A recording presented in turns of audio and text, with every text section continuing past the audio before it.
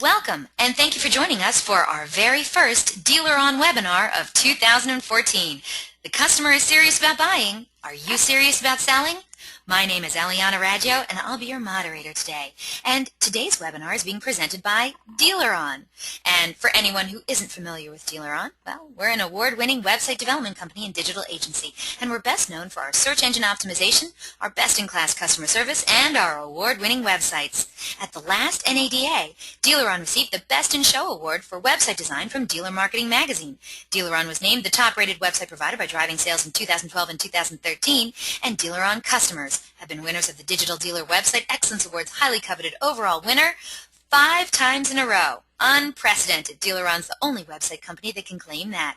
Dealer On is so committed to lead conversion, optimization, and customer service that we're the only company in the industry to offer a money-back lead guarantee program. So, does your website company guarantee you leads? Well, then maybe you should check us out at dealeron.com. And we have a great show in store for you today. We're very pleased to have David Kain as our presenter today. David Kain is president of Automotive.com, an award-winning training and consulting company that specializes in automotive internet sales, BDCs, digital marketing, and social media with a focus on improving dealership sales and profits. Notably, Kain Automotive was voted Best Internet Sales Training Company for the last 5 years in a row in the Dealer's Choice Awards by Auto Dealer Monthly magazine. David Kain has 20 years of extensive automotive retail experience and also co-founded FordDirect.com, a dealer factory-owned joint venture that provides the internet leads to Ford and Lincoln dealers. David is an active speaker at many industry events, including NADA conventions, state association workshops, digital dealer conferences, and manufacturer training conferences, as well as numerous 20 groups. And he can be reached at david@kainautomotive.com. Now, during the presentation, if you have any questions, please use the question feature located on the corner of your screen to submit them. At the end of the presentation, we'll answer those questions of general interest. If we're unable to get to your question live, we'll respond by email later today. Also, don't forget, a link to download a copy of the webinar recording will also be emailed to you later today for your reference, and please feel free to share it with friends and colleagues. Oh, and I want to let you know, Dealer On is going to be at the upcoming NADA convention in New Orleans. So if you're going to be there, come and visit us at booth 5209. And we'll talk about websites, SEO, digital marketing, conversion rates, or whatever. And just so you know, you can also check out our speaking sessions from Jeff Clark and Chris Daringer, both fantastic speakers, so you're definitely going to want to check them out. And hey, David Kain will also be at the upcoming NADA convention too. He'll be speaking about advanced internet performance strategies, where he'll be examining advanced online strategies by leading dealerships and dealer groups, such as digital marketing essentials and differentials, performance tactics, search enhancements, recruitment and compensation, and social media and reputation management. That sounds like NADA gold to me. So I hope you can catch David Kain's session too. Now, guess what? Our good friends at Kain Automotive are giving away an amazing prize today on the webinar. One of you lucky webinar attendees will be winning Kain Automotive's brand new Mastery Shopping Consultation. The winner will schedule a mystery shop for their dealership and 2 competitive dealerships or their own group dealerships. Kain Automotive will conduct the shop and then present the findings along with customized coaching in a web conference for their dealership sales teams and management. And if that weren't enough, David Kain himself will personally conduct the web coaching session and will provide tools and strategies for improvement. This Mastery Shop experience is valued at $495, and all you have to do is stay tuned for details after David's presentation, and you could be walking away with this awesome prize today. Also, at the conclusion of the webinar, you're going to receive a short survey, so fill it out because we're always looking for great feedback from our audience. Today, we're going to randomly select a couple of people from all the completed surveys to also win some Google prizes. So let's get started. Did you know the customer is serious about buying? Are you serious about selling? David Kain, it has been a solid year since I've had you on my show, and I am so, so glad to have you back with me today and to start 2014 off right. Thank you so much for being here. Thanks, Ileana. I can't think of a better way to start the year than to have a webinar for Dealer On. And it was amazing last time we presented the amount of interaction after the call and all the questions and even the comments and advice that we received on good strategies to carry forward. So it's nice to work with a learned audience and one that appreciates improving on all the strategies, because what we learned today, we know will fade away quickly with all the changes in the internet, and we need to be on top of all the new cutting-edge activities coming forward for us. I agree, absolutely. And audience, I don't know if you've noticed, but in the last few weeks we've actually added a Twitter handle, so it's #DealerOnWebby. So if you want to tweet out some of the amazing automotive awesomeness that David Kain is about to lay down on us, I completely encourage you to do so. And David, tell me, this is a great topic. The customer is serious about buying. Are you serious about selling? How did you come up with this topic, and what are we going to be learning about today? Well, I think most of the people that would be on the call that have seen me out work understand that my background is all from the dealership. So since the day I was born, my father's been a dealer. And when you have that kind of a background, you spend an awful lot of time on the dealership sales floor.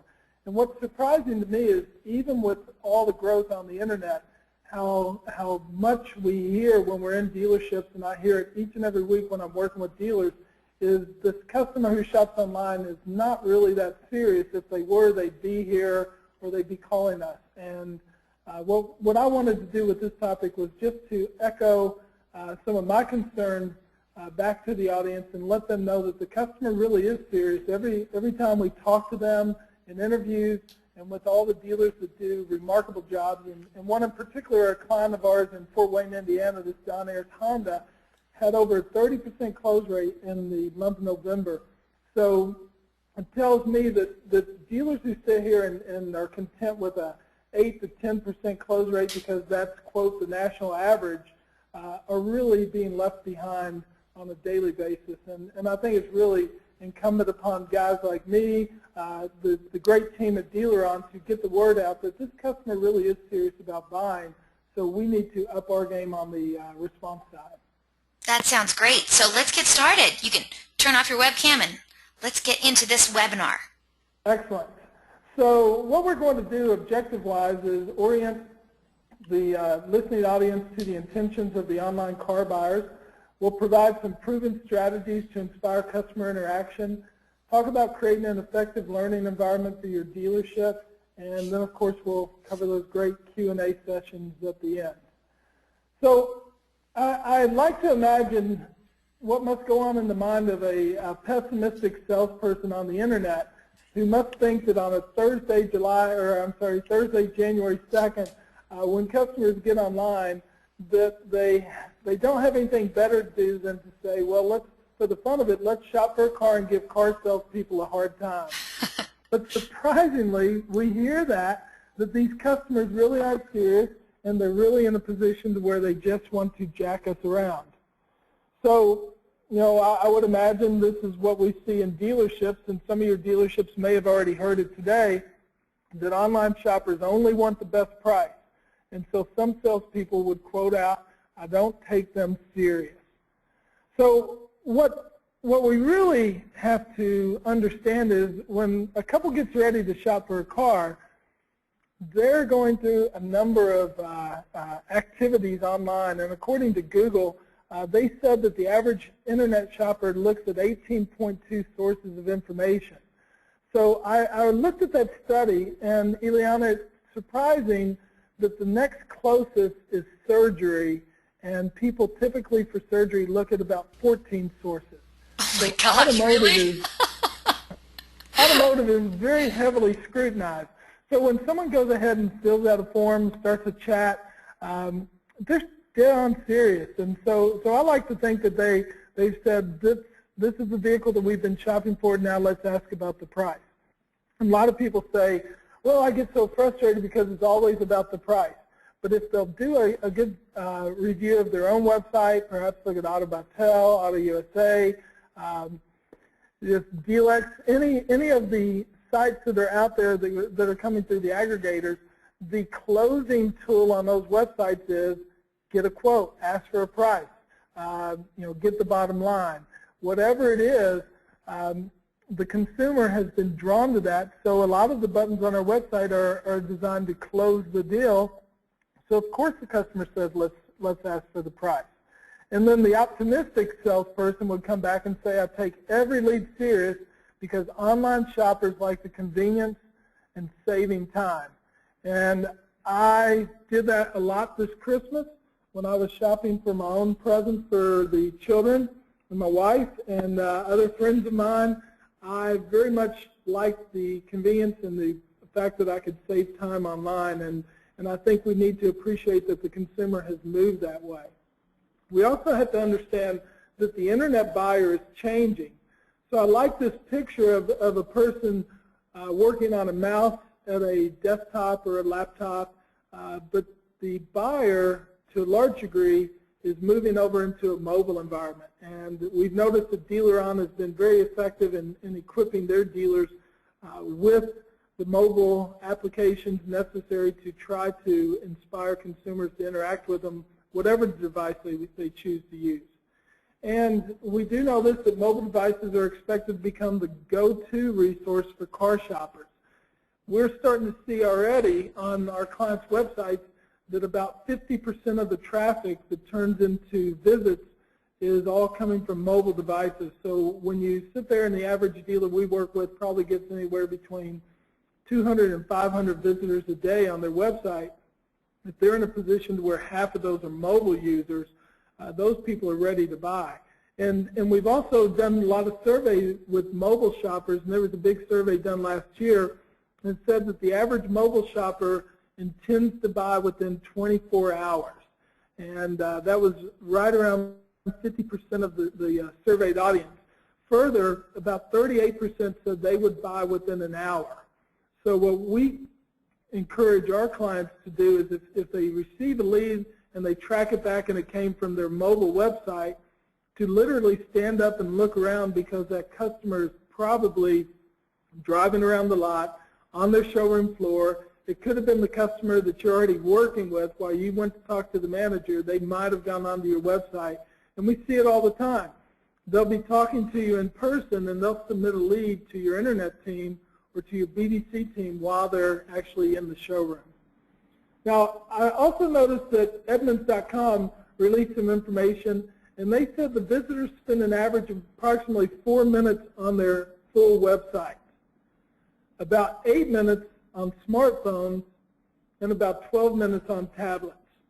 So the connectivity is important, but also the receptivity by the customers to really appreciate these devices. They become intimate with them. You can't drag a desktop into your lap. That's why the laptops became popular, but then with the flexibility of smartphones and tablets, it's just really enhanced the ability for consumers to interact in a mobile environment. And then I always like to talk about our good friends over at eBay, and they're always good for a stunning quote. And when they say eBay sells more than 11,000 pre-owned vehicles each week to shoppers using their mobile device. Customers trust these devices, and I think it's really time for dealerships to start considering equipping their sales team with tablet-type devices. In fact, if I were a salesperson today, I would be purchasing my own tablet and bringing it to work so that I could not only look cooler when I was out there on the lot with the customers, but that I would come across as smarter and more capable of being able to help them out. So when we talk about the ABCs of the internet shopper, the first one is avoidance. And it's not necessarily that they don't like car salespeople, although I think surveys don't necessarily show us in the best light. I think it's time for us to accept the fact that they're trying to avoid us, so we appreciate their use of the internet. So when we applaud them and we engage with them properly, customers really can give us a positive check mark that, hey, this is a dealership that gets it. Of course they want the best price, just as we do, but what we are starting to understand is they want the most competitive price. And when we're in a position to where we can share with the customer that the price that we came up with is appropriate to the market based on the condition, the availability, the equipment level, that in fact we are offering them the best price. And I think we need to be the first ones to talk about the best price. I see that happen all the time. Dealerships and dealer managers are all the time thinking, oh my God, don't dare bring up price. Well, I want to bring up price before the customer, and our clients who aren't afraid of price are starting to learn that the customer knows that that box has got to be checked. So when a dealership can come out and even in a qualifying statement say, well, I'm certain you're going to want to have our very best price, so rest assured I'm going to provide that for you, that calms the customer down. And when you say it in a positive light as opposed to a defensive light, the customers tend to appreciate your confidence, and they listen much better. And of course, convenience. And that's the whole story of the internet, is I can shop anytime I want. I can shop while I'm shopping, and I can go about my work while I'm considering the purchase of a car. So we all have to understand the ABCs play for the customer, and the more we appreciate that and the more we respond appropriately, the better customers are going to acknowledge that we're professional and capable of helping them. So let's talk about this 18 website activity and understanding the shopper's journey. So if you think about the customer who wants to shop for a car, it's kind of a long and tangled path these days. Back when I was first selling cars back in 1982 on the dealership showroom, customers came in, they said they wanted to buy a car, we showed them a few of them, we wrote it up, and they drove out that afternoon. Nowadays, it's an awful lot of work, and even though we have the benefit of the internet, we still have to do a lot of research. So perhaps first thing I'd do is I'd go online. Maybe I would Google, search some makes, and study a little bit about different cars. I'd want to tweet out what I'm considering so that I could get some feedback from other people. Perhaps I'd even get on the telephone and call a neighbor or two and ask them about their car. Then I'd go back to the OEM website. I'd do a little deeper research on the cars that I'm considering. I'd go to Kelley Blue Book or equivalent sites to get some price and information. I'd probably go on Facebook, tell people that I like this car and see if my friends would agree with it. Then I'd go online, maybe go to a dealer website, get the trade value, text a friend, see what they think about it. Maybe go back online, search some dealers, even email a dealer. Go ahead and read some dealer reviews, make sure that who I'm considering is someone I want to do business with. Then go to a dealer website, perhaps do a live chat with a salesperson, schedule an appointment by telephone, and then go in and buy a car. So when you look at it and you have a little empathy for the consumer when they get started, the internet is supposed to build confidence, but to a large degree, it inspires a lot of confusion. And what we've got to understand as salespeople is we've got to be more professional than we've ever been, because every lead is different. And whether they're coming in after they've looked at their trade value, they've done a live chat, perhaps they've been to one of the websites that give just general advice based on what they're interested in. Every lead is different, so every need is different. So some people are going to our website and they want to click the call, maybe they want to request a quote, book a test drive, view specials, do a live chat, any number of things when they come to our website. And every need is different because every prospect is different. And if we were to go online and look at your live activities on your website right now, there are people clicking all kinds of different areas. And they're all doing it based on what their thoughts are and where they want to go today. And the fact of the matter is, I see this, I hear this, we mystery shop, we go into CRM tools, and even this morning I was listening to some voicemails from dealerships. And it's uncanny how many people call up a customer and say, hi, I'm calling because you sent me a lead. And the customer's not a lead, they're a person, and the more we understand that, the better we'll be able to respond to them. And they know almost everything. In fact, if you look at the thought levels of a typical customer, they typically will know the best price from up to 3 dealers or more. They know what their trade's worth. They know the reputation of dealers. They know all the specs. They've printed vehicle histories not only on your vehicle but of their own vehicle. They even have the recommended buying price, and if they've been paying attention and getting alerts from your inventory, they know the blue car that they're interested in has been in stock for 60 days and it might be time for you to consider giving a better deal on that product. So customers still need your help, even though they've gathered all this information. And we need to be very mindful that that's the role that you play. And they want to know from purchase details to test drives how you're going to step up and take care of them. And of course, it all starts while they're still online. So we've studied this and thought about what's the best thing we can do for the customer. Well, in real simple terms, it's help them buy a car. As much as we like to think that we're Shakespeare or Hemingway and we can write emails and we can tell them how smart we are and how capable we are and how many trophies we might have, the ones that we've seen do the best on the internet are the dealers who help customers buy a car. It doesn't get any more complicated than that.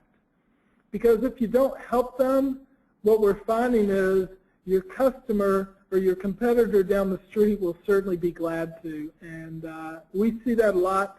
Poor responses, poor personalization tends to tee up your rightful sell to your competitor down the street. And they don't even have to be that good.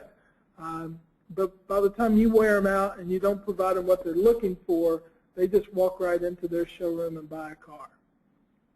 So when we think about what your job is, it's to be ready to help when they're ready to buy. And we oftentimes think about that ready to buy.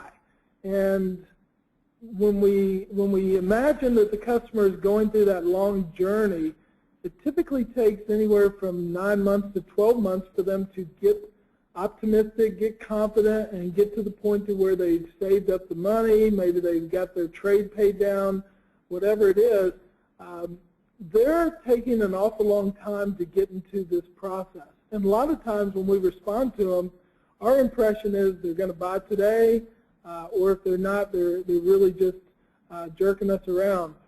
The fact is, sometimes we got to offer them a cup of coffee, a coupon for service, let them get to know who we are, and give them some gifts. And most of the gifts we can give them is our patience and the time they need to make the right decision. So one of the strategies that we recommend in dealerships is to understand your customers. You need to click where they click. So one of the things that we really would encourage everyone listening to the phone call today is today, tomorrow, next week, 3 months from now, 6 months from now, bring your team into the training room, bring a big screen up, a projector, and go online and click around where the customers are clicking. Go to your dealer website. Go to Kelley Blue Book. Praise your trade-in. Look at TrueCars. Search on Google. Read reviews. See the information that your customer is going through and explain to your sales team what the strategies are internally to your dealership so that they can feel better about it. Another great tool that we recommend is for the dealer or the general manager to bring the leadership team in and put the mouse in their hand and let the parts manager show the dealership leadership team the parts department online. The finance manager show everyone why they've got different strategies, why they've got payments, why they might have a calculator online. Explain how the customer is going to be provided financing information while they're shopping. This is a real eye-opener for the whole management team because the fact of the matter is very rarely, with the exception of the internet or the e-commerce manager or digital marketing manager, do even dealership employees go onto their own website to see what the updates are, and never do we see them click around the web as a team. So if you'll employ that strategy once a month, once a quarter, you'll have your own eye-opening experience and understand what that customer is going through before they get to your dealership. Websites are updating at such a rapid click these days. I can't even keep up with it, and I'm online all the time studying different techniques. So I would imagine that all of you all could use that refresher on a regular basis. So we also have got to understand that the buttons they click reveal intent. So if a customer, and you'll notice when you look at the click stream, if they came into your CRM and you can see where they click, tells you a little bit about what they were thinking about and whether or not you need to provide more information. And it also provides you an opportunity to be really customized in your approach when you go back to that customer. And of course, the forms they complete should guide your response. And a lot of times we walk into dealerships and salespeople or managers will say, we treat every lead exactly the same. Well, that causes me to have shivers. I really get nervous when we treat every lead exactly the same, because someone who came in looking for their trade to be appraised is much different than someone who is checking on availability. If someone came through the chat and we didn't do an effective job of actually reading the transcript before we responded, it really puts us in a difficult position to earn that customer's trust. And even on something as simple as when we do the chat, what we recommend, and we find this happens very rarely, and I'll narrow down just the focus on responding to chat requests, because chat has started to really be a big catalyst for conversion rates on websites. But when you respond to them and you don't mention the chat person's name as the one who asked you to get in touch with the customer in a voicemail or in an email where you can say, I see you were chatting with Erica, and Erica wanted me to provide you a price and tell you about availability, the customer doesn't understand when we email them out and we say, I see you're interested in one of these. People like to be talked to, and they also appreciate when you know where they've been and you can give back that familiarity they had from their online shopping experience. So we call it mirroring. If the customer says red, you should say red in your response. If the customer chatted, you should talk about chat in your response. If the customer did the appraisal, you should definitely mention the appraisal. So mirror back to the customer what they were doing online, and the customers tend to appreciate that and engage at a much greater rate. And everything about success with your response is all about engaging the customer. We call it connecting and measuring your connection rate. And one of the key things of increasing your connection rate is making sure that your subject line and the body of your email, the voicemail, and the message you leave all mirrors back to the customer something they're familiar with, so that you can have an increased connection rate with your customer. Because we do know if you can't connect, you can't appoint, and if you can't appoint, you certainly can't sell. So connect, appoint, and sell, and your customer will respond appropriately. So in asking customers what they want, well, it's pretty straight and clear. They want answers to their questions. And the better we are at doing that, the better they are at responding back to us. We call this the moment of validation. This is the point in time where the customer receives your voicemail, perhaps they receive an email, and it's important for them to understand whether or not you care and whether you can be trusted. And we talk about the zero moment of truth, and that's that point where the customer shops online and makes a decision whether or not they're going to engage with the dealership. When you respond to them and you don't have an effective moment of validation strategy, and you can't convince the customer that you really do care, that you did pay attention to them, they don't trust you, and if you're not getting the responses you need, just pay attention to your own moment of validation and ensure that you're doing the things that would earn the customer's trust. We like to say that the most important first step is reading the lead. And I've sat with enough internet guys to where I can say that there's a bad habit that tends to take place when the response is ready to go out. When the lead comes in, they look at the vehicle and what they're interested in, check inventory, and that guides the response. Well, as much as it's important for the car, and the car is always the star, understanding the circumstances that brought the lead to you is most critical to your success. So the first step is not seeing whether or not you have the car, it's understanding where the lead came from. Do I know the customer? Have they bought from us before? What are they asking for? What kind of questions can I answer for them? Is there anything in particular they gave me that I should focus on? Should I call or email? And then, of course, I'm probably going to have the objection of trade, payments, probably want to know what the price is. So all of those elements go into what we call the pre-contact checklist. So when I was selling cars, and we see it all the time still, the write-up, that point where you sit down with that customer and you do the interview and you put it on a worksheet. With the internet, they've made it so much easier. They've pretty much filled out the worksheet already. So what we've got to do is look at where that lead came from, understand what their intentions are, and prepare our most personal response based on that information. So when you break down a lead, one of the key things we like to look at is, what's the date and the time. So if the lead came in January 2nd at 9:22 a.m. and we just had New Year's Day and everybody's still out there, my guess is the customer's probably not thinking about buying in 6 months. They're probably thinking about taking advantage of the end of the year sales.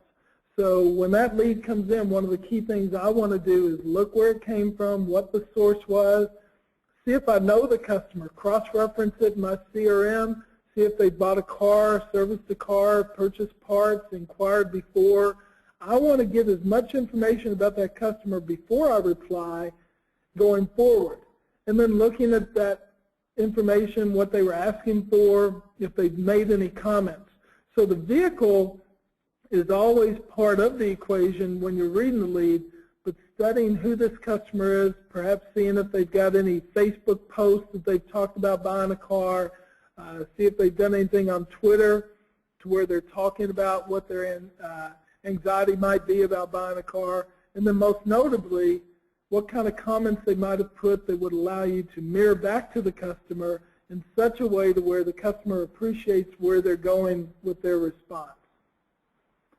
So ultimately, if you can build a habit in your dealership and print out the pre-contact checklist and just start structuring the habit of calming down and let's read this lead and let's ultimately prepare for the response, customers appreciate it and you build this real good muscle memory for your team so that they're immediately focused on what the needs are of the customer, who they are, what they're about, how they got to you, and what you can do to help them buy a car, the better off you're going to be with your engagement rate. So the most common mistake we see, whether it's in a voicemail is, or perhaps in an email, is this old tried and true line that basically says, hi, we got your request for a new car, when can you come in for an appointment? And we know that that's born from managers that are just saying, hey, it's Thursday, we really need some appointments. But unfortunately, customers don't tend to respond very well to that.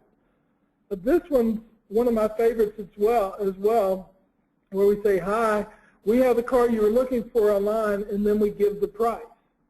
And then we don't tell them what to do next. We don't give them a link to the car that they were interested in. In fact, if this customer is shopping online, the average consumer probably looks at 5 to 10 different individual cars, particularly if it's a used vehicle, and when you give them a price, they don't even know which one they're getting a price on because they just submitted a request on a third-party classified site like an Auto Trader or Cars.com, and they're unsure what they're even getting a price on. So we've got to build value. This very last one's my worst pet peeve, and it's almost born, I think, from salespeople who get so tired of getting turned down by customers that it feels kind of good to tell them that the car you're asking about is sold. Well, we do know, and I've studied this a lot, the one car that you cannot sell them is the one you sold. And if your payday comes from selling cars, the last thing I want to do is tell them the car that they're interested in is sold at the get-go. I might get to that, but the first thing I want to do is to tell them, hey, I'm interested in helping you. What made you decide on this car? And when you find that out, they might say, well, I didn't really want that particular car. I'm really just looking for a car like it. So when we make a quick decision and we say, oh, well, that car's already sold, I've lost the opportunity, so I'm just going to tell them, that customer walks away from your dealership and they take their opportunity and your paycheck with them. So make sure you structure your voicemail and your emails to suggest to the customer, hi, I got your request online and I noticed you were interested in that vehicle. What made you select it? Was it the color? Was it the equipment? Was it the price? And try to narrow it down. And you might oftentimes find that the car that they really wanted is not the one that they want to buy. They'll end up buying something else. And we know that a large percentage of customers end up buying something else. So please make sure that that doesn't become a habit with your responses. So I've worked in an environment where it's Thursday, the manager comes out and says, look, just get me an appointment. So it's easy to understand why we kind of cramp up and we don't do the lead response guides and we don't do things that we should do because we got this guy who's beating us up all the time. And if you're the guy that's beating up your team, I would tell you to cool out, guy, because your team gets all cramped up and they can't do the right thing. What we've really got to do is to make sure that when we respond to the customer, we put ourselves in their shoes and we appreciate what they're going through. So the right communication sequence that we like to promote is selling a reply. So as much as I want to ask them for an appointment, I want to ask them a question to get them to reply. And then I want to sell them a phone call. A real simple phrase like, I've got all this information laying right here at my desk. It'll just take a couple of minutes on the phone. Would you be comfortable if we jumped on the telephone for a few minutes? And sell them on the fact that you can save them time by giving them the correct information. Then when we're on the phone, we can sell the visit to the dealership or make the appointment. But oftentimes when we skip right from the first interaction to the appointment, we've left off two vital steps. And I've been around the business long enough to understand that it is very difficult to sell a visit by email. So it's really, really imperative that we try to sell the phone call so we can sell the visit. And of course, when they come in, by making it special, we can sell the car. So the most valuable element of an email that we've found, it's a simple question. And it seems to work over and over and over again. So, Eliana, would you help me with a poll question? I'd like to get everyone's opinion on this question, please. That sounds like a great idea. All right, audience, we have a poll question for you, your first of 3 coming your way. And this first question, well, we just need you to finish this statement. Our focus in sending our first email is, now please select one of the following options. Is your focus to set an appointment, to sell a vehicle, to generate a reply, or respond as quickly as possible? So what is your answer? What's going on in your dealership? Our focus in sending our first email is to set an appointment, sell a vehicle, generate a reply, or just respond as quickly as possible. Once we get a majority of the votes, we'll close the poll and share the results. And audience, I want to thank you already. You're doing a great job. Boy, oh boy, we have a lot of votes coming in. And David, I think you're going to be surprised by the answers that our audience is giving today. I could be wrong. Let's see. But great answers coming in from the audience, and we actually have almost everyone has voted. Literally almost everyone has voted. So audience, thank you so much for getting involved. And David, if you're ready, I'll close this poll and share the results. That would be great. All right, here we go. All right, audience, here's what you said. 11% of today's audience said their focus in sending their first email is to set an appointment. No one said that it was to sell a vehicle, but an overwhelming majority, 74%, said that their focus in sending their first email is simply to generate a reply. 74%, that's 3/4 of today's audience. And then 14% said just to respond as quickly as possible. David, are we doing the right thing? Definitely at that majority. So when we focus on getting the reply and we have that engagement, that tweaks our connection rate. And what we're really looking for during the first 2 weeks of engagement is to have about 75% of the people who submit the request to be engaged in some form or fashion. And we shut down engagement when we just try to set the appointment or we just try to respond as quick as we can. Customers are ready to engage when they submit the request, so by trying to get the reply, that's exactly what we see as the right approach. Excellent. Audience, well done. Okay. So a good sales manager would say, instead of just get me an appointment, it's to start with a personal response. And personal sounds easy, but to be honest, it's really not, particularly when the lead comes in and we haven't gotten a lot of good data to work with.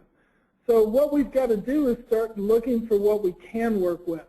So if it's a previous customer and I can check in the CRM to personalize it, I definitely want to say thanks. I see you've been shopping for a while and I just wanted to note that.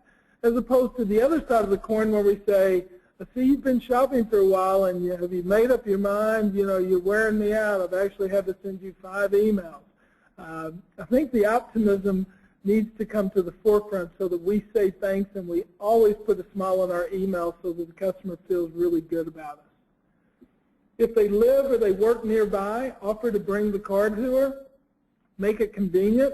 Most customers are going to turn you down on that, but they're going to appreciate the opportunity to turn you down by saying, no, that's all right, I'll just come in to see you, which plays right into your hand. If they want a car for their spouse, a family member, or whatever, ask them what they value, because I know when I shop for my wife, and I just did for Christmas, I've got to pay attention to what she's looking for, because otherwise I'll end up in the return line taking stuff back that she didn't want.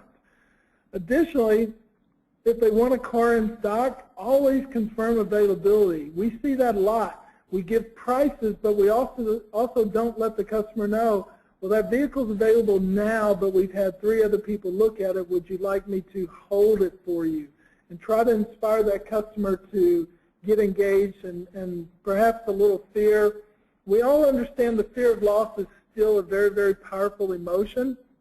So confirming availability is just that double-edged opportunity where we can say, yes, it is definitely here, but we have had 3 or 4 people look at it today. So, of course, they want to get a price. You got to be able to get with the manager and streamline it, and managers need to handle that interaction very calmly. I see managers walk up, when you walk up to the desk and you say the customer wants the price, and the manager clutches their chest like it's the hardest question they've ever been asked. We need to get to the point to where that's just normal, and we get excited about it, and we fire our team up to let them know, hey, I'm going to give you a price that will get this customer in the door. And if they've got a nice trade-in, we need to confirm our interest in the trade. If they want the value, we can help them complete their online forms. Don't send them links. Go to the form with them. One of the favorite things that we still teach, because it works so well, is to say, well, why don't we jump online together and let me show you how to do that. And with GoToMeeting and Join.me and other things that are very easy for tag teaming with your customer, I would send them a link or tell them to go online with me, and I would just move the mouse around and appraise their car while we're online. So what's the best way to be personal? Well, we've learned that video still trumps everything. And we're really proud of the fact that so many dealerships are starting to do just an uncanny job with it. And it really blows me away when I still run into dealerships that say, well, I did 2 or 3 videos and I never got any response, so I gave up. Well, 20% of the time customers might say yes to you if you do just a remarkable job of selling them a car. Most salespeople typically close around 15%, 10 to 15% of their ups. That means about 85 to 90% of the people turn you down. When someone tells me that they've done a few videos and no one responded, that reminds me of our very best customer with video who said, just tell anybody who doubts it that they need to do at least 100 video walkarounds and present them to customers no more than 1 minute to 2 minutes long, and they'll find out that when you have that kind of experience, customers really do respond. You can't just do 2 or 3 and give up. We've gotten to the point where one of our clients does a requirement in their dealership, and it's LaGrange Toyota in LaGrange, Georgia, and they require every salesperson, either on the first response if they don't get them on the telephone, or if they talk to them on the phone, to send a video. So this is a dealership that has over 500,000 views on their YouTube channel, and what's really notable about it is most of their views are like 4 or 5, 1, 2, something like that. So they're getting very few views because the individual reviewing the video is the only one it was intended for. It's not designed to try to drive marketing. It's just designed to try to drive response, and they do a ridiculously great job of doing that. And we also still love if you work in a BDC and you don't get out on the lot, or perhaps your internet operation doesn't allow you the opportunity to see the inventory, we love the video that can be done right there at the desktop, where we personalize it and present back to the customer what we're able to help them with. Customers love that personal engagement, and it really drives a high connection rate. So, Ileana, if you could ask the next poll question, I would sure appreciate it. Thank you so much, David. Okay, audience, here we go. Second poll question coming your way. And again, like the last one, we want you to finish this sentence. The question is, when responding to internet leads, we currently send walk-around videos, and please select one of the following options. Do you send them sometimes, most of the time, every time, or never? When responding to internet leads, we currently send walk-around videos, sometimes, most of the time, every time, or never. Once we get a majority of the votes, we'll close the poll and share the results. And by the way, David, we're getting some really great feedback from some of the stuff you're saying. There's a lot of people out there getting some light bulb moments, let's call them, from some of the things that you're saying. So I just want you to know, you're getting already getting some very positive response from today's audience. All right, audience, almost everyone's voted. Thank you so much for getting involved in these poll questions. They are very important to us, and we do appreciate your participation in them. We're going to close this poll and share the results. Are you ready, David? Yeah. 38% of today's audience said sometimes. They sometimes send walk-around videos. 14% said most of the time. 5% said every time, but our majority of 44% of today's audience said never, that they never send walk-around videos. David? I'm clutching my chest. I'm about to fall out of my chair. That's terrible. No, don't clutch your chest, please. We sometimes see that there's a technology gap that causes people to have issues with this. Everybody on this call today probably woke up today needing to sell a car, wanting to sell a car, inspired to make 2014 their very best year yet. The number one thing that I can encourage all of them to do is not wait for a manager to make you do it. Although, if I am the manager, I would just make that the requirement, and if fundamentally everybody knew that's what we have to do, then we would have better results.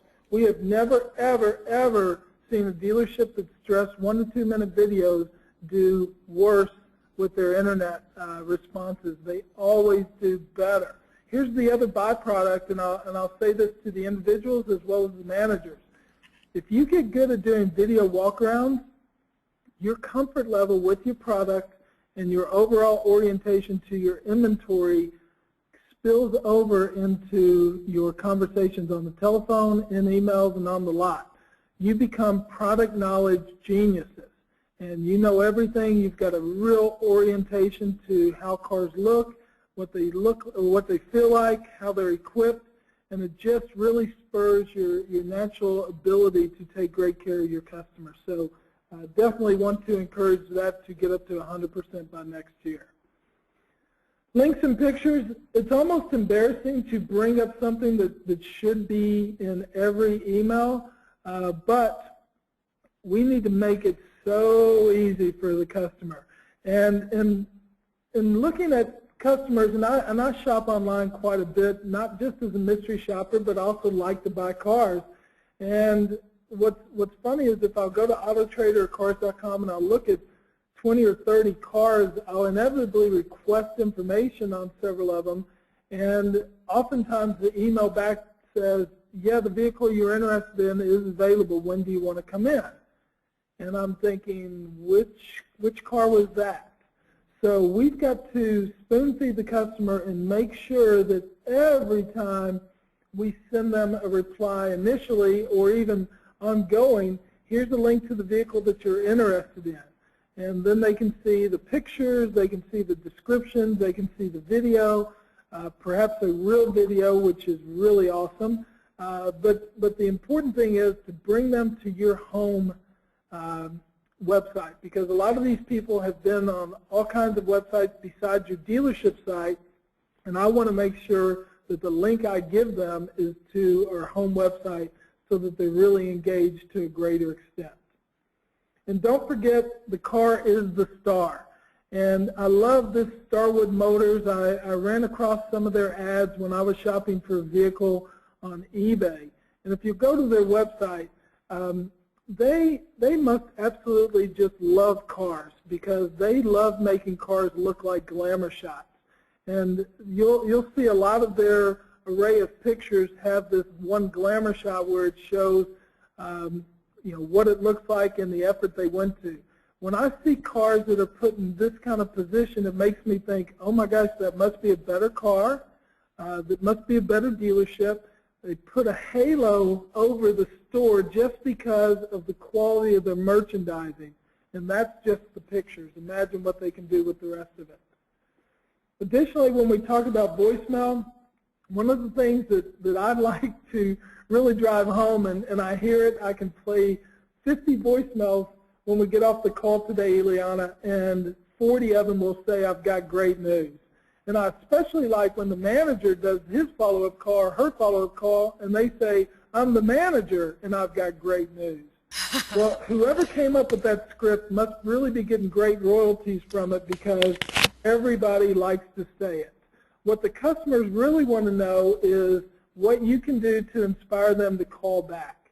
Tell them the start of the answers to their questions. Let them know that you've gone out on the lot. Let them know that you've researched what they ask about. Let them know that you've put a folder together and you're prepared to provide them all the information they were interested in. You can also say, hell, and by the way, I've also got great news. But don't make that your single play. It's trite. Customers hear it by everybody. Just inspire yourself to be different. So, Ileana, our last poll question, could you help me with that? Absolutely. All right, audience. It's coming at you right now. So please, finish this sentence for us. If the prospect doesn't answer and it goes to voicemail, and just select one of the following answers. Do you leave a voicemail the first time only? Do you leave a voicemail every single time? Do you leave a voicemail occasionally? Or you don't leave a voicemail, but you try reaching them by other means? Whatever the answer is, we want to know. Are you leaving voicemails for the first time only? Are you leaving voicemails every time? Do you leave a voicemail occasionally, or you try reaching them in a different way? Once we get a majority of the votes, we'll close the poll and share the results. And the votes are coming in great and fast, and thank you so much, audience. We really appreciate it. We almost have everyone voting, so I'm just going to wait a couple more minutes, or sorry, not minutes, that's a long time, seconds, so you can get your votes in. We really appreciate it. Thank you so much, audience.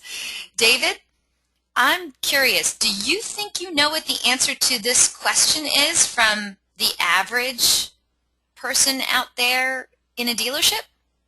I think occasionally will probably be the majority answer. The flaw to it is Budweiser, when they run ads for football games, they don't buy the ad space and not run their message. So we look at the labor cost of a salesperson or internet person dialing out, a BDC person dialing out. Our impression is if you buy the airtime with the labor cost and you get on their voicemail, you should run the commercial. What we find, Ileana, is a lot of managers have not equipped their sales team with good voicemail scripts. So much like good scripts for the floor, we really, really would love to have great voicemail scripts inspired by managers with experience. Well, You know, it's funny. I'm curious to hear what the answer you are going to give to the audience is going to be, but just to set it up, I've talked to Elise Kephart. I'm sure you know who she is, right?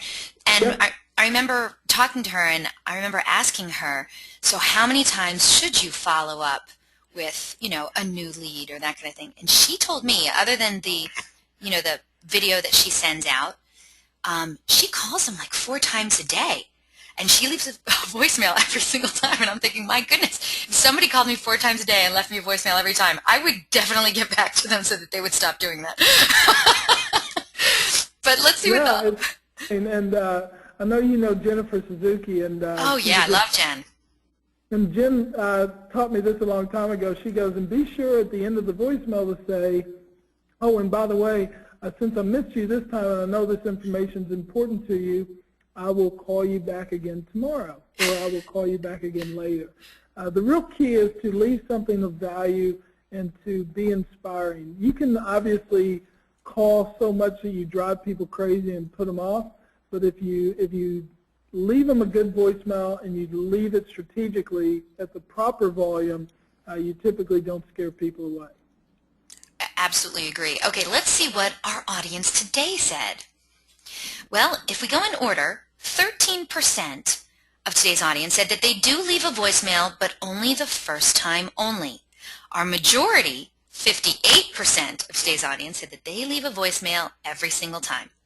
28% said that they leave a voicemail only occasionally, and only 1% said that they don't leave a voicemail, but they'll try reaching them by other means. David, is that what you thought? Well, that's about right. And the only thing I would encourage everybody to do is to create your own strategy for voicemails, but realize as a customer, and I have 3 children and 2 of them are girls, and when they were growing up, when people would leave voicemails, I always felt like, well, that's a nice young man. I got to hear his voice. I got to kind of understand who he was interested in. But when other guys would call up my daughters and they would just hang up, I knew who they were. All I had to do was look at their caller ID. So customers are wise to that, and we consider impolite as a business to call people and hang up. So I would think that your customers would feel much better if you get the right strategy, you leave polite voice messages that are meaningful for the customer and help them along. I agree. Okay. All right, let's go. Of course, there are some challenges. And the first one that we tend to come across is the ability to read and understand the lead. That's one of the things that's easily taught, and you as managers can work with your team to improve that. The ability to type, text, present, or speak well. Well, that's really a big challenge, and when we recruit people, when we put them into these roles where they're working with people who have high expectations, maybe someone who's good on the floor isn't good for responding to internet requests. So we need to make sure that we put them in the right positions where they can succeed. And of course, the ability to motivate managers to give information. I've run into that myself when I was selling cars. If the manager didn't believe in the deal, then they wouldn't get involved. So what I would challenge all managers to do is to get off your rump, walk across, get on the CRM, and help your team respond. Show your team how to do it the way you want it done, and then learn from your own abilities to motivate customers to come in.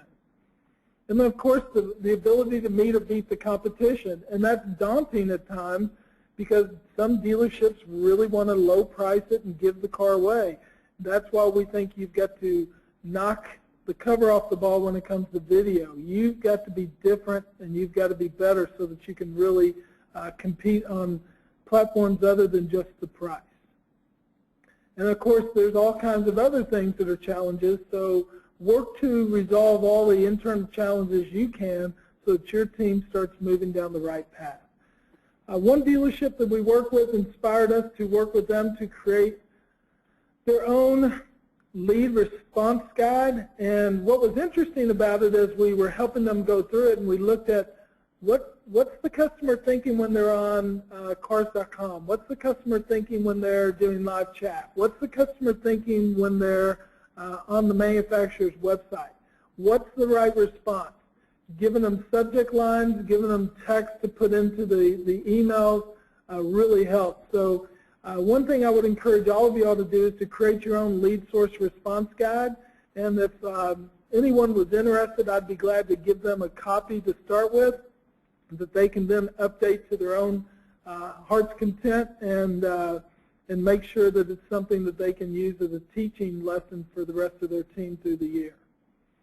So when we come to a close, Ileana, I just want to say some recommended action items.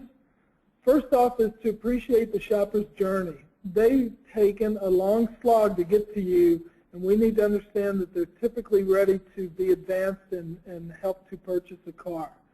Of course, read the lead, make your response as personal as you can. Use video, not just occasionally, but every time, to bring you and the car to life, because you might be the difference in the deal, not just the car.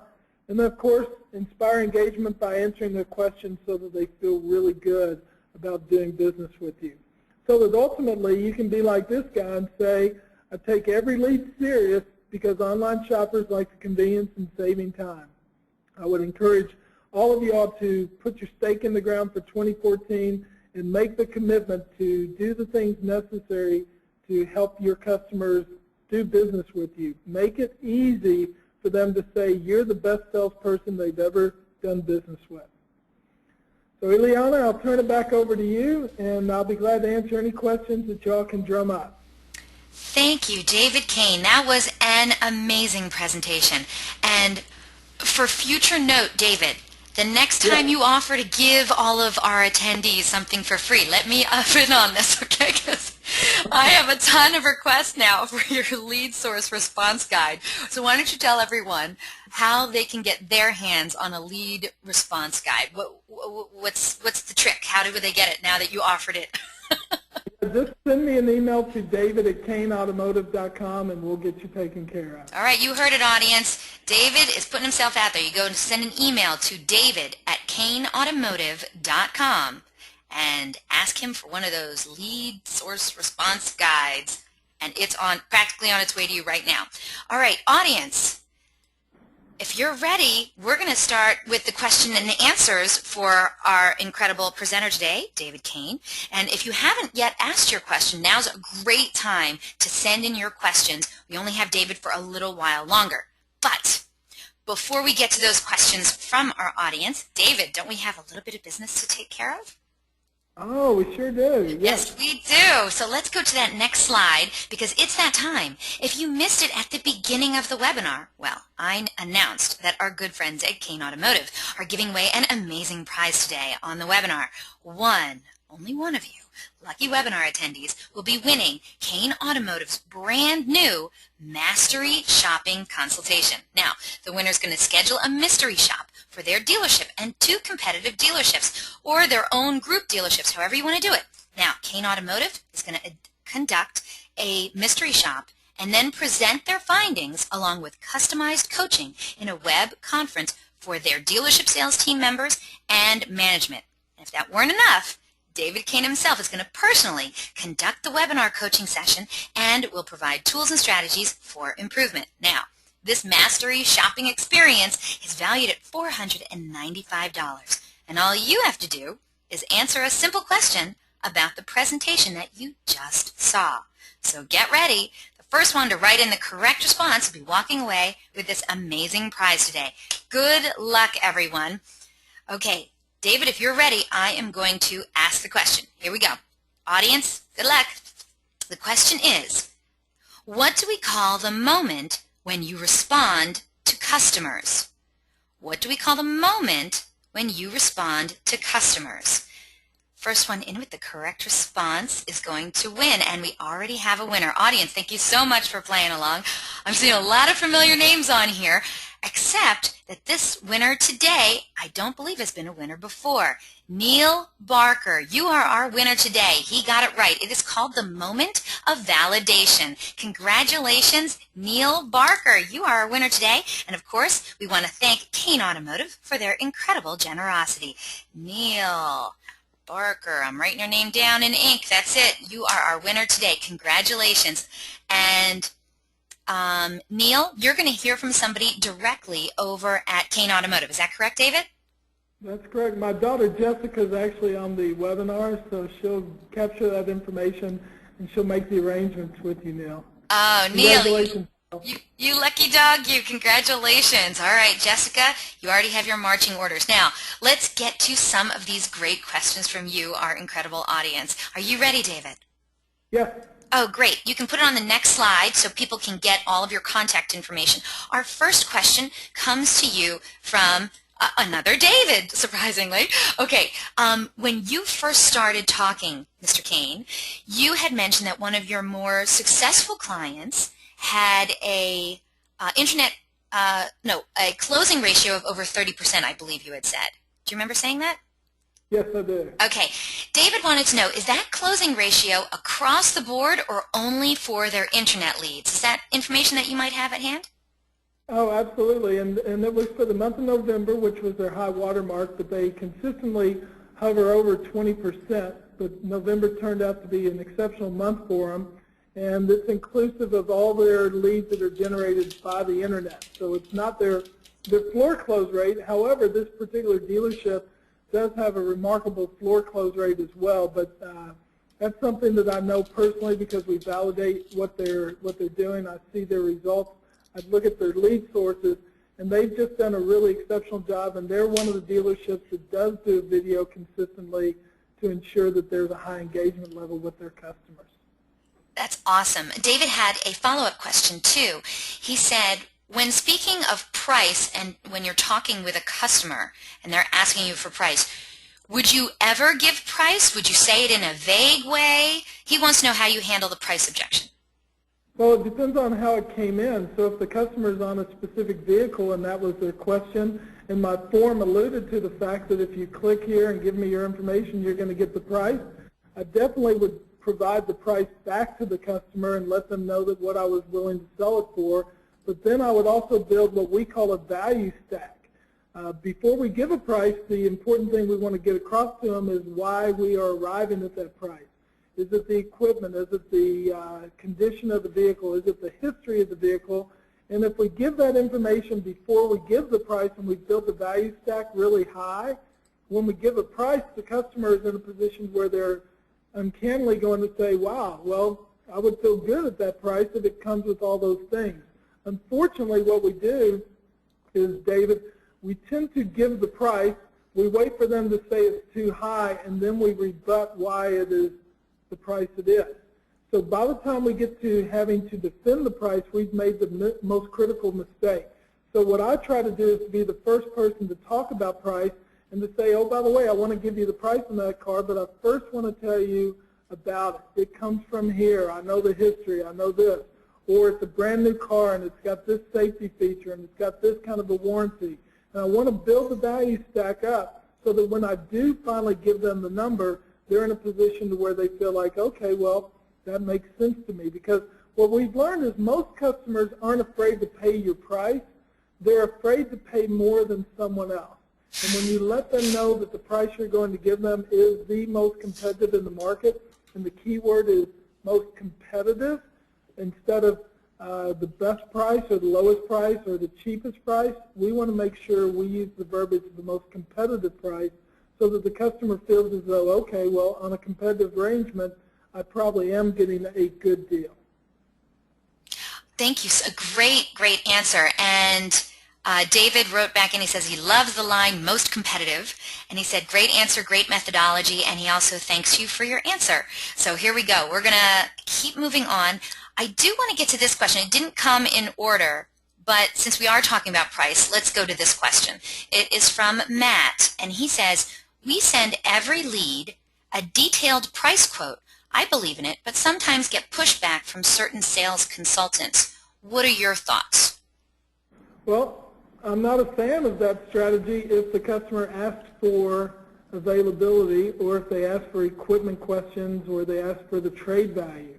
What we want to do is to respond in order to what the customer was interested in, and sometimes the strategy of giving every lead the exact same response isn't the right strategy. So what I want to do is get to the point where the customer knows that we're going to help them out and put them in a position where they feel really good about what we're able to do.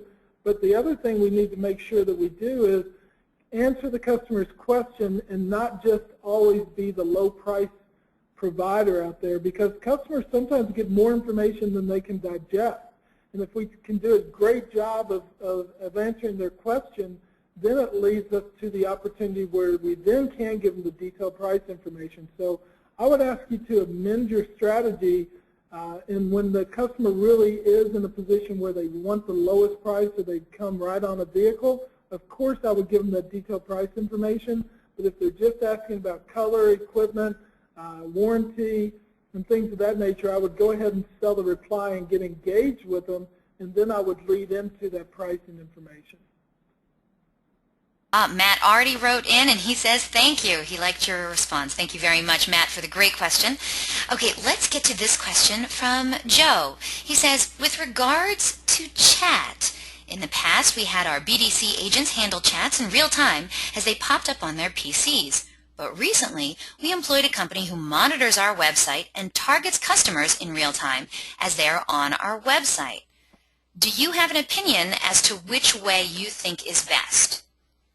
Well, I've learned that opinions need to be governed by statistics, and when I go into dealerships, early on I used to suggest that, well, how could an outside chat company really respond properly and help you out that way? But I've learned to read the statistics, and what we've learned from some of our good friends in the chat industry and those who do managed chat is about 80% of managed chat leads become leads for a company called Active Engage that does a lot of chat for our clients.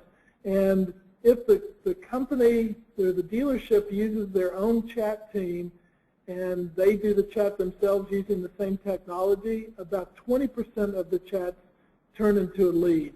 So if your ambition is to just chat and to have casual conversations with your website visitors, then do it yourself. But if your ambition is to turn the chat into a lead, then I would employ an outside company. I'm curious as to what they're talking about with regards to engagement on the website. I will say this from my own personal experience. When I have to go from page to page and close up the chat because every time I click a link they open back up, that personally drives me crazy. So I would strategically employ that tactic, and I wouldn't make it an all or nothing type of an idea, because we have seen customers click out of chat when that becomes an issue. Great question, Joe. Great answer as well. And follow-up question comes to you from Terry. He says, what are your thoughts on live chat? Do you think it should be proactive? I mean, do you even like chat? Yeah, I love chat. And, okay, good. I think the floating chat, from the statistics I've read, initially is a good idea. I wouldn't necessarily do it until they move into the inventory pages or the service pages. I really love service chat. I think that's a untapped resource and an opportunity for dealerships, but I'm a huge proponent of live chat. And I'm still just studying whether when we're on chat, if we try to offer some sort of an inducement. I do love the event solutions strategy when they first came out with it, but it was one of those things that it kind of encouraged people to bump off the website. So I'm not a real big fan of that, inducing them with that. So that was a good learning lesson for me, and I think that company learned that that probably wasn't the right approach for most of their salespeople. I'd much rather do something like the dealer-on approach, where they allow the chat companies to reside on the website, and if you decide you want to induce with coupons and things, they can set that up, and their couponing strategy seems to work really well. Thank you so much for the props, David Kain. I appreciate it. Oh, and Terry wrote in, great answer. Thank you. Thank you so much, Terry, for a great question. Okay, next question comes to us from Jody. I got to tell you, it's a doozy. Jody, I know you're still out there, so here it is. David, Jody says, I need help with dealer buy-in, salespeople, and managers on why and how Internet is different. Can you give me advice? I think we could probably do an entire webinar on how to convince dealers and salespeople and managers to buy into this newfangled thing called the internet, but do you have any advice that you can give to Jody in this short amount of time? Yeah, I want to go back to a statement I made earlier, and it's that fear of loss. What I would do, Jody, is if you're already getting leads in from your sources, I would just do some simple mathematics with the dealer principal and the general manager, because they're the easiest to get buy-in. And when you show them the math and you say, for example, if we get 100 visitors to our website each month, or let's not even say that, let's just say we get 100 leads net each month and we close 15% of those. If we close 15% and we make $2,000 on the front of the deal and the financing of the deal, then we've made $30,000 if we close at 15% from 100 leads. So what you do at that point is you multiply that by 12, and we're up to $360,000. And I would just go to the dealer principal and say, hey, I found a way to where we can make $360,000 this year, or we can not make it. Which way do you want to go? And when you break it down to the math and the opportunity and the fear that they might lose that money, typically they'll knock down walls to get that done. But a lot of times dealer principals are told things like conversion rate, close rate, cost of leads and such, but they're not taught the bottom line. What I would do is I'd take them to the bottom line, and I would really let them know what the opportunity is or the lost opportunity is, and try to inspire them that way. Once you get those guys on board, then you have to start keeping track of individuals' results. And if individuals who are talking bad about the internet are getting bad results, they typically should be taken off, and the manager will do the heavy lifting to pull them out of the equation. So that's just some of the key things that I would focus on, and hopefully that will help you get the year started right. And great answer, and people are already writing in that this is a great answer. And Jody, I hope that helps you out. I think more and more dealers are finally coming around. You know, if yours are behind the times a little bit, don't worry, they'll probably come around, you know, because it is a lot less expensive to run a click-and-mortar business than it is to run a brick-and-mortar business. So stay tuned. We'll see. Maybe we'll have a webinar on that. I get that question all the time. Okay, we only have a few more questions left. So David, here we go. Next question comes to you from Adam. Adam says, what is your recommendation for incorporating video walkarounds? Should it be done on the first response or after initiating contact? I think it should be on both cases, depending on what you're able to do, Adam. So if you're able to call the customer and get them on the phone, then I would send the video after the conversation. So our very first recommendation is to always call the customer if you've got the phone number. If you're unable to get them on the phone, then, and you don't have the phone number, then I would, in the first engagement, send the video. If you don't have the physical resources to go out and do the video right away, what I would do is send them an email and let them know I'm going to do a video. I'll be back to you in just a few moments. And let them know that that activity is being done and that I'm actually giving them a visual image. It's a snowy day, it's a rainy day, it's a windy day, it's a sunny day, that I'm going to walk out on the lot and I'm going to take a video of the vehicle that they're interested in. So rest assured, and then I would put a question in there, something like, is that okay? Or will that be helpful? And write like a human and get customers to respond to you that way. Adam, I hope that helps you out. Great question. We only have a couple more questions left. Oh, he said it did. Excellent. Thank you so much, Adam. Matt is the asker of the next question. He says, when sending videos, is it better to have the sales consultant send them from their personal YouTube channel or from the dealer's YouTube channel? Oh, that's a great question. David, what do you think? Definitely from the dealership's YouTube channel. I think that way you can go in at any point in time and monitor the quality. If you go to that LaGrange Toyota site, you can see how they're doing it. And I would imagine that the managers are really proud of the fact that they can go in and see what's being done in that environment. There are a lot of stores, one group in particular, the Tampa Harley group that I work with in Tampa. They do a really remarkable job of doing the walk-around videos as a inventory draw. So most of their calls and electronic submissions come from their YouTube channel because they place all their inventory online, and we're encouraging a lot of dealerships to do that and then carry that same linking strategy into their dealership website. So I like that idea, and I definitely think, if the salesperson wants to have their own YouTube channel, that's fine, but I believe your quality controls are handled better if it's a dealership YouTube channel.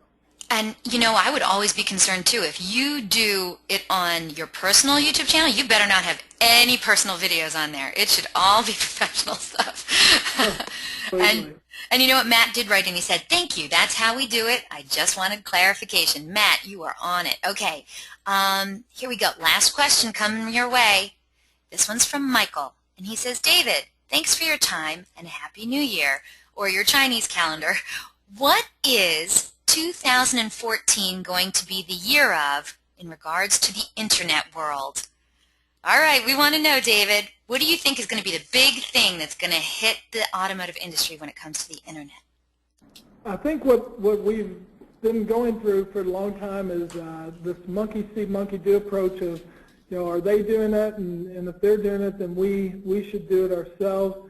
One thing that we're learning, and I think when you consider things like the dealer track retail, online retailing strategy, we're going to see a lot of experience for the user to where they can literally do the whole deal online. And I believe when you see what eBay has done to motivate shoppers in a mobile environment, I think we're going to see digital retailing really kick off this year, and whether it's 2%, 5%, or 10% of the consumers who visit the website, I would really encourage dealerships to update their websites in such a way to where they really do allow that percent of consumers, whatever it rises to actually move towards a transaction should they decide they want to do that, while affording the typical transaction to still be omnipresent on the site. So don't change that part of the equation except for the better, but then to include digital retailing as a good opportunity for those who want to know more about the deal.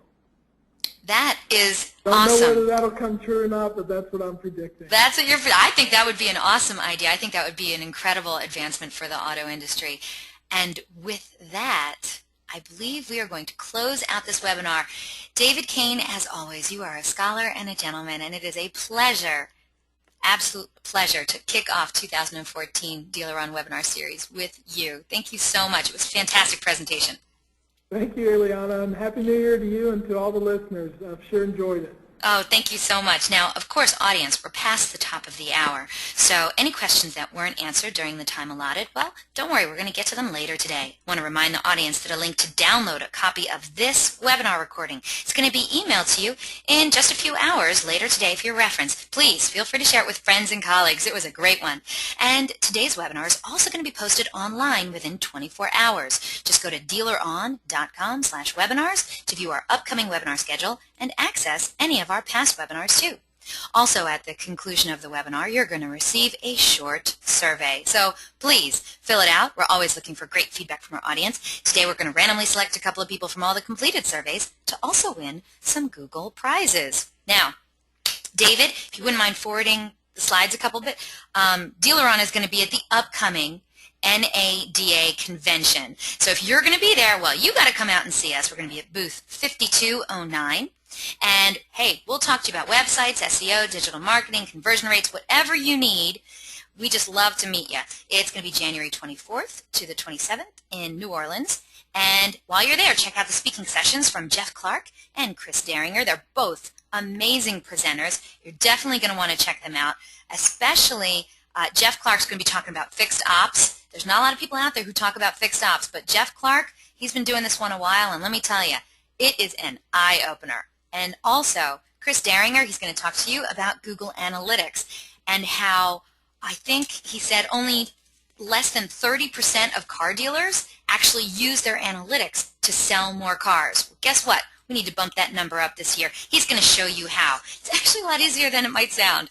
And while we're at it, our very own David Kain is also going to be at the upcoming NADA convention too. He's going to be speaking about advanced internet performance strategies. Oh yeah, he's going to examine advanced online strategies by leading dealerships and dealer groups, such as digital marketing essentials and differentials, performance tactics, search enhancements, recruitment and compensation, and social media and reputation management. If you have the opportunity to catch David Kain live, honestly, I don't know what else you could possibly do that would be more worth your time than that. You should definitely go catch that. Invitations will be going out tomorrow for our next webinar. And it's a doozy. It took me a while to get her, but I got her. How to get maximum results from your vendors. So here's a question for you. Do you feel like you're getting the best results possible out of your vendors? Well, here's a follow-up question. Are you effectively monitoring, managing, and evaluating your vendors so you can get those maximum results? Well, for most dealerships, unfortunately, the answer to both of these questions are the same.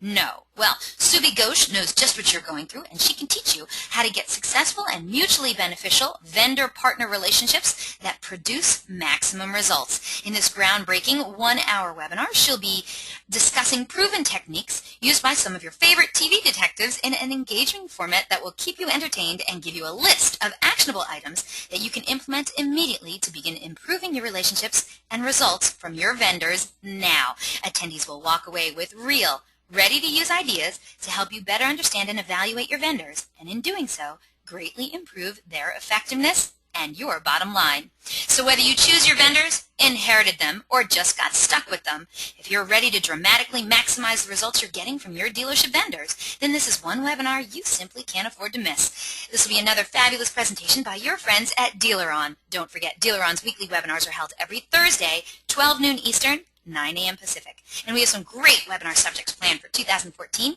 But if you have any questions, comments, or suggestions regarding these webinars and our topics, please feel free to contact me directly. Again, my name is Eliana Raggio. I love hearing from you, and I'm everywhere. I'm on Facebook, Twitter, Google+, all the automotive social networks, so track me down online or email me directly at eliana@dealeron.com. And I want to thank you so much for spending this time with us today. I hope to see you all in another webinar in our continuing education series. Have yourselves a good one.